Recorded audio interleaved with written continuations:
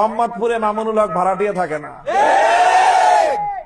আমার একটা পোলাপানের গায়ের উপরে হাত দেওয়া তো দূরের কথা, এদের দিকে যদি কেউ চোখ বড় করে তাকানোর চেষ্টা করে সেই চোখ আমরা উপরে ফেলবো। সবচেয়ে বড় জন যে থাকে বাংলাদেশে তার সাথে টক্কর দিয়ে মোহাম্মদপুরে মানুষ মামুনুল হক রাজনীতি করতে নামে। চুনোপুটি কারোর সাথে মামুনুল হকের টক্কর লাগে নাই। টক্কর লাগছে তো লাগছে বাংলাদেশে নাম্বার 1 পার্সনের সাথে। 3 বছর টক্কর করছে মামুনের সাথে।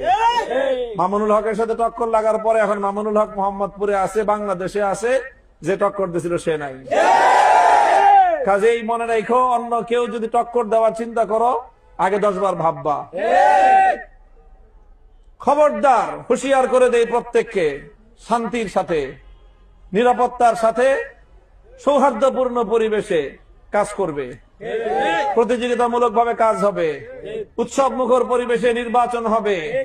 হুমকি ধমকির দিন শেষ, পেশি শক্তি আর মাস্তানি করার দিন শেষ। এখানে কোনো মাস্তানির জায়গা মোহাম্মদপুর থাকবে না।